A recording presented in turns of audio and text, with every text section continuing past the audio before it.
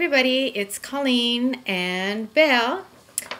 Lose It Forever. And really quick, shameless plug, only because, and I tell people this when they ask me questions, I am terrible at typing. I am uber slow, never have learned to do it properly. So, especially since a lot of times the questions that I'm getting are questions that I've answered before, I created my website and I posted all kinds of different blog posts answering those questions and other different things pertaining to HCG and the rounds and protocol and cycling interruptions, different tricks, tips, things like that. And so that website is loseit4ever.com. So you could always look on there, and actually because I'm doing this, saying this, it'll help motivate me to get back on the stick and start doing more recent posts because I don't know, I've decided that this is going to be like the way January is for everybody else. This is going to be how it's going to be for me, because July is always, as we know, midway for the year. And it's also my birthday month. So I'm thinking this is my chance to say, okay, that's it. This is going to be kind of like my fresh start to do things that I had set goals for in January and see if I can actually salvage those goals so I can say that 2013 worked out pretty darn well, huh, Belle?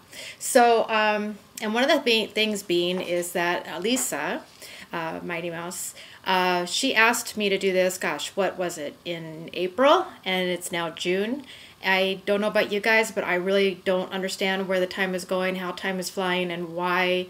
I still keep thinking it's kind of between January, February-ish. So, sorry. And I'm going to try to answer these questions that she has. And thank you very much for including me in this, and I'm just sorry that I was so tardy on participating. I did watch Mama Clock's vlog based on these questions, and also giving it my all 2011, and both you guys, commend you. Both of you had incredible amounts of wealth of information to let the people know about, but yet your outcome and your journeys have been very, very different.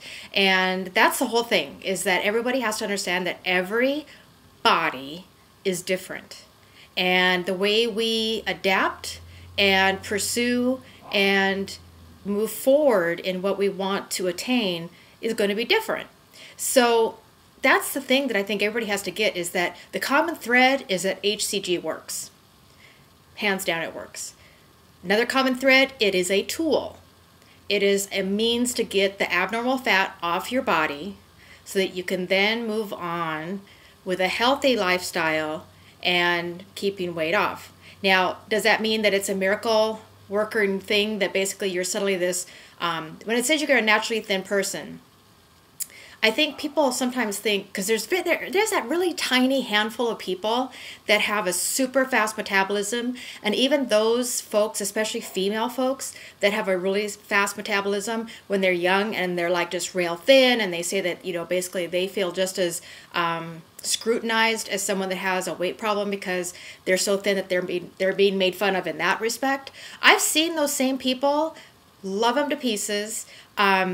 And I see them as they progress in their age and having babies and everything else. And you know what? Guess what? It's not always that they are still that, you know, ragingly slender to where they could eat whatever they want, pound down, you know, whole pizzas at midnight and go to bed. I don't think that's really the case for anyone, except for maybe like back to being a pinky size worth of people that just, for whatever reason, their systems work that way. Now, the majority of us, when they say you're naturally thin, and if it's someone that's never had any kind of weight issue, they're naturally thin because they naturally have kind of a thing, brain-wise and physique-wise, that they just naturally make different choices than those of us that I think have had a weight issue. This is just my opinion. And also, those of you that want to say that I ramble on, sorry, get a grip on it. And if you just hate this already, just switch it off, because I'm not one just do the facts jack. That's what I just said to someone that gave me a comment about one of my other blogs, said, great information, but you rambled on too much. I kind of do that. The thing about YouTube is that we're all human. Well, I think we're all human, but that's the thing too, is that we're not being paid to do this, really, and we're taking our time out to want to just help each other. So, and we're all going to have different personalities, so it's all in what, you know, works for who wants to watch it. Those that want to just watch cat videos all day, great. They're here on YouTube, you know, go have at it. People are getting TV deals from, you know, going through fast food places and then sitting in their car and critiquing what they ate at a fast food place. You know, great, I guess. I mean, I'm not putting down those people. I'm just, the only reason why I said I guess is that once you're told that's going to have to be your job, and you're going to have to eat a lot of fast food all the time to maintain this job, I guess because I am making the healthier choices, I get concerned. I just don't want their health to lack because of having to do that. But at the same time, my kids love those videos, and they just think, you know, like the particular person I'm thinking of is just the bomb, and just, damn, he's good. so you know, bless you. And okay, so let's get to these questions, I guess. And I'm sorry, I'm not going to be spot on as far as actual time frames, because I actually tried to look in my handy dandy journal. Do you see the resemblance, kind of ish? And I'll tell you, one common thread is when you are on a round and you are doing really great on your round, being on the journal is good. And actually, people that will do their journals well, because you'll see every single day noted, at least mine, you'll see every single day noted what I ate, what my measurement, not my measurements all the time, but, you know, you do that every week or whatever it is, but weight, and then, you know, whatever, if your scale tells you your fat analysis, you have all that written down. And it's just so nice to be able to, like, you know, see that pace, see that progression. But then if you're messing up, or once you're off HCG and, you know, it's that ebb and flow of life, you start finding that you're starting to look in this nice little journal, and there's a bit more hit and miss. So the best that I can gather, well, here, let me back up, because I don't think this was part of the first question was how long have you been off HCG, but in case you guys haven't heard of me or seen me or anything before, basically I started in January of 2010.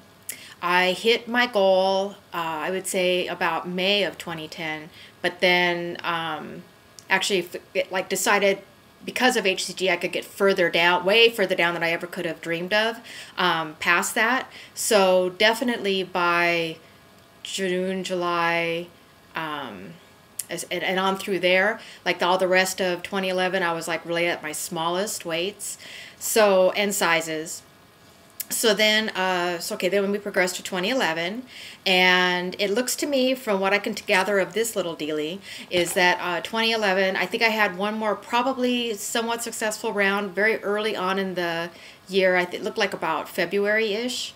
After that, it seemed like whenever I could come up with in my journal that I would maybe try to go on a round, it really wasn't bona fidely a wholehearted effort.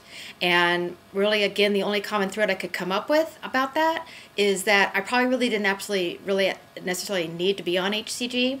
I think the product had done its job and my abnormal fat was gone. So if there had been a little bit of a spike in my weight, it was just normal fat that just watching what I was doing and maybe increasing activity could suffice, which again, showing in my journal when I did, you know, get on the ball and just kind of, you know, eat clean and do what I was supposed to do and not, you know, scrimp and whatever, you know, fudge around too much, then, you know, it was doing what it was supposed to do. My body just was, you know, being healthy. If I messed up, I messed up, being human. So, so it's so funny. So that, you know, in around, there's that kind of answer to that first question, even though it's not that great of an answer, sorry. Just basically, you know, because like for instance, 2012, around this time, it was like the beginning of, I think the last part of June, beginning of July. Actually, I was going to try doing a round, and then Tom came.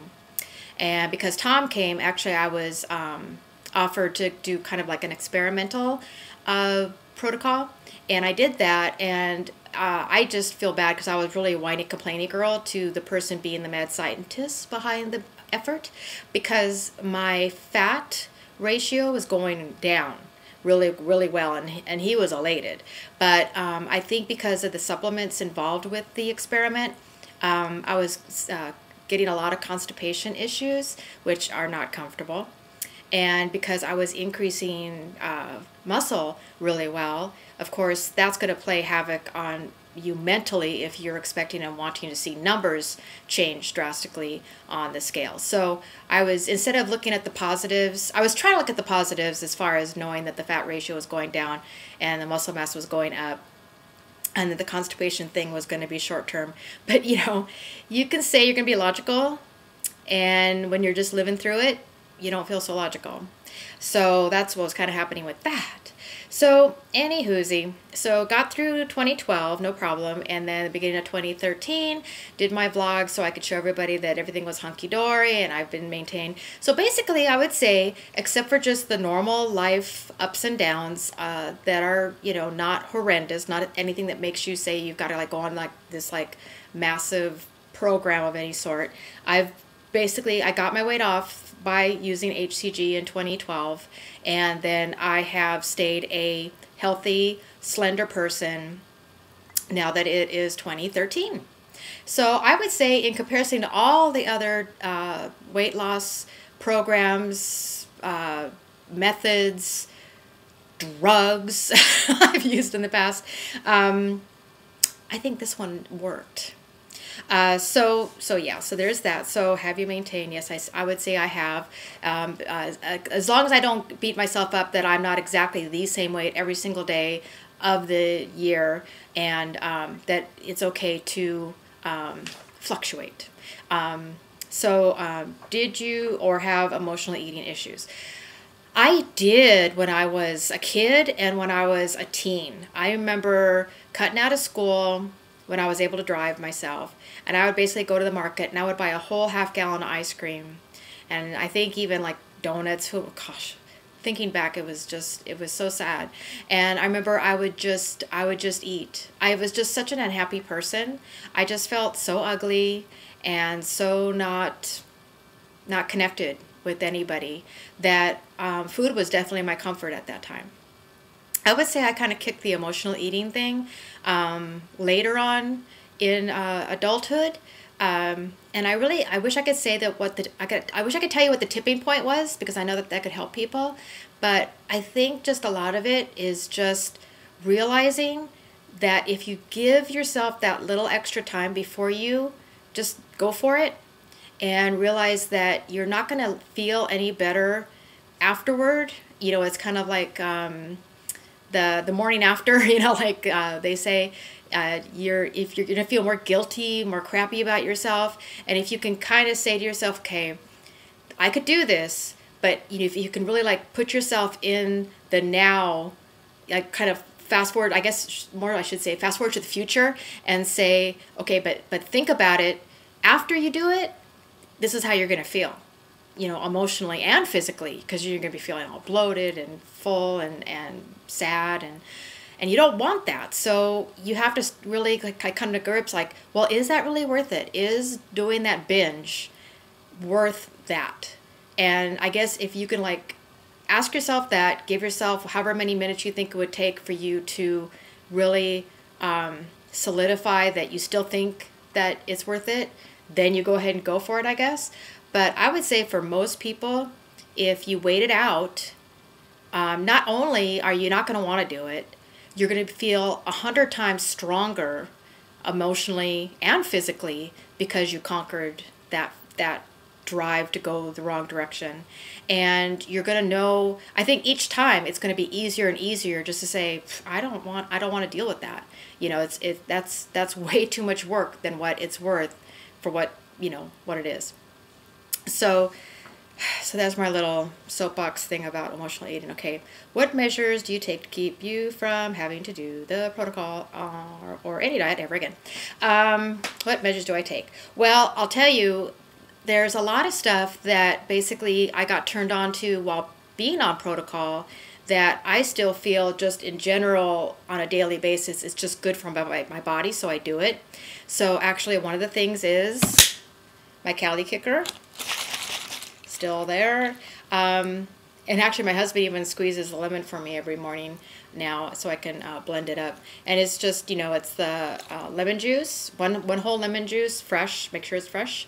However much water you want, I just usually use this size bottle. Fill it up, fill it up, and then cayenne pepper to taste. And it's so funny because I was. Like when you're in a waiting room and you read a magazine, and there was this, one of those little snippet things of like what the celebrities do, what products that do they use, for their health and to look beautiful or for their weight. And one of them was there's some product you could get at Whole Foods, and lo and behold, it is, it's lemon juice with cayenne pepper. And who knows how freaking expensive that probably is. But so I just make sure I get my batch of lemons, and I have my little cheapy bottle of cayenne pepper, and have that on a daily basis. And I just feel like it's good for my digestion, it's good for my innards. And if any of you have partaked in knowing the benefits of alkaline water, and how actually alkaline, when you bring in stuff that is alkaline, it actually, once it gets into your body, it actually does, it's funny, what am I trying to say? Okay. Stuff that's acidic, like grapefruits. I love eating grapefruits. The Cali Kicker, things that we think are acid, once they hit our system, they are alkaline. And there's a lot of benefits that you probably read about alkaline water. So same thing idea as far as that, it's giving you that benefit of overall health. So, and what other measures have I? And I do just try to really eat clean during the week. I can't say I always succeed, but that's generally what I want and like to do. Because I just look at it like this: the work week goes by really fast anyway. So, it's one of those things where if you're going to be busy working, really, eating some major thing is not that big a deal. And that's when I like to eat, usually like my roasted vegetables, salads, the proteins, things like that. And I guess, kind of like Mama Clock, and I think Giving My All 2011 said too, you just kind of tend away from the carbs, and especially the processed sugars. The things, for me too, the things that I know just have the added chemicals in them, because I know that there's so many food additives that basically they create your body to want to either add fat or crave fat. Like crave your body to want, like make your body want to crave to have things, and then once it gets a hold of the fat, it tries to lock it in even that much more securely. So I try to be very, and this is where I like what Giving My All 2011 said, because the word she kept using that I always use too, that I just is to me is spot on, is be mindful. You have to be mindful, because what we're putting into our bodies is what is fueling our bodies. And I know for like me, when I think about as I get older, I have to think about what is going to help my skin, my hair, my nails, my innards, just flat out my innards, to make sure that I don't start deteriorating. I don't want to deteriorate. I don't want to be that wicked witch of the West in the original Wizard of Oz. I'm melting. I don't want to do that. So so there's that, and exercise. I exercise every day. I'm on the treadmill, even though it's almost killed me this year. It's I am on it because, and it's not, and that's the thing I guess too, going back again about the whole mindset thing. You can't tell yourself you're doing it, oh, I gotta do this because I want to make sure I keep my weight off. You've gotta, or basically you're gonna naturally, because that's what I feel is happening. I just naturally, there's things I just want to do. I want to eat certain foods over other foods. And as far as exercise, I know that my legs can be prone to blood clots, and blood clots can travel. And I don't want a blood clot to travel to my heart or lung or somewhere that could basically shorten my life. So I know that keeping my circulation going really well is vitally important. So that is another reason why I make sure I exercise every day. So it's not that I'm doing it because I just have to, because I have to keep the weight off. It's because I want to. So a whole lot of it is just that it's a complete mindset. I'm sorry, HCG or anything else, if you are going to do something to get the weight off, but you think you're going to be able to go back to every single habit you had prior to getting that weight off and not have any kind of negative impact happen, you're sorely mistaken. It's just not going to happen that way. I'm sorry. I really wish it could just be like this magic, whoo, and just everything. You could eat Cold Stone every day. You just can't. Now, speaking of that, I noticed Mama Clock, she explained, like, she totally like brings like different things to events and stuff. Now, I pick and choose.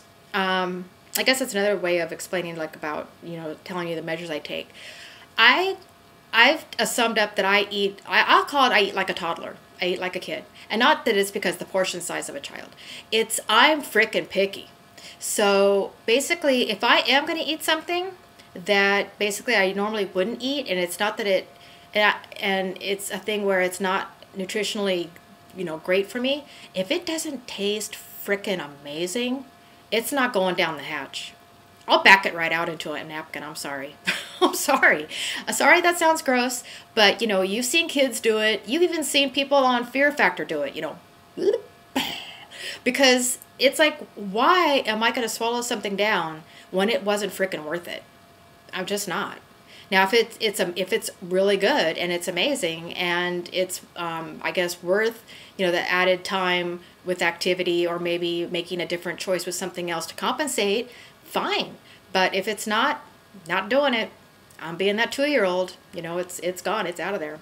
So so there's that. And what got you to the point where you knew you had a handle on your stabilization?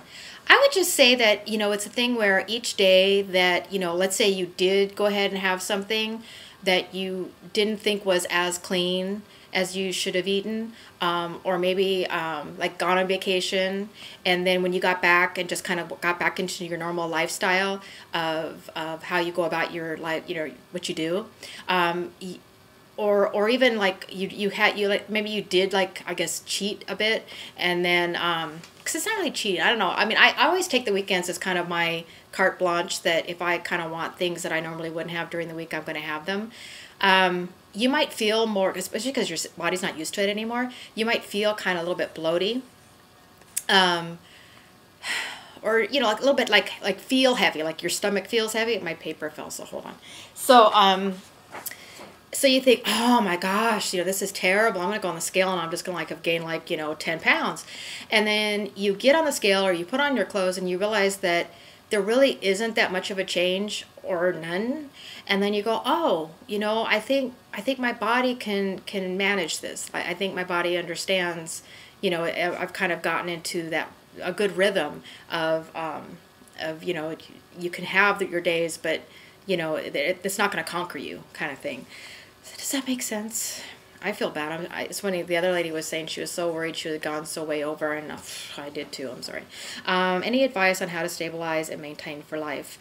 As much as I have to admit that I don't stay on my journal daily like I'm supposed to, I'll tell you, whenever I do want to start getting better about things and I start looking back on my journal, I do regret the times that I miss entries, because later when you kind of want to reference what you were up to and what you're doing, and if it was working or not working, or if you were having a low time at the time, and then if you had a better time at the, you know, after that, if you're not you know, entering it, you're not going to remember it. So it's that much less you're able to advise yourself, basically, because the more you can keep tabs on you, then it can help you for the future. So I guess that's the thing, is like, you know, definitely just keep in check about yourself, because I'll tell you, there's so many times when people reach out to me with questions, and their question to me is so less than what I would need to actually give advice on, because there's so many factors that they have to, you know, let me know about before really I could say, well, this is why this is happening. And not even that I could be spot on even if they gave me all the information, but just saying that then if I go ahead and ask a few more questions and then they go ahead and they do answer back and give me more to go on, it's amazing how there's always that aha moment for them, because it's things that they didn't realize. But if they had probably, you know, wrote it down or kept a better record of what they changed and what they did and why it was different than what they were doing before, they probably wouldn't even have to ask advice, because they would be so like right on to what was going on that they would get it. So, gosh, I'll just try to do another vlog again. That'll be a lot shorter soon. And I always say that, and then I don't, and I'm sorry. And I'm even really feeling bad that I'm even going to post this one, because 25 freaking minutes. And I'm sorry. So those of you that want to be haters and tell me that it was really ridiculous that I had that much time, just save it, because I know. And I'm really just going ahead and posting it only because I just feel really bad that Lisa asked for this and it took this long for me to do it. And I kind of knew going into it that that's probably one of the reasons why I was also being reluctant, along with just life going by. So I'm going to go ahead and just sign off, and I'll probably think of all these other things I wish I would have said and elaborated on and been more eloquent about. But till then, Belly, who's already gotten bored with me. You're bored with me. We're going to say bye for now. And thank you so much if you watched this whole thing. I really appreciate it. I really hope I did help somebody somehow, some way in all of this. And yeah, there it is. And I'm still alive. I'm healthy. And lose it forever. Lose it #4 ever.com. And that right there, putting that tidbit out there, I'm going to start posting more often. All right. Thanks. Love you.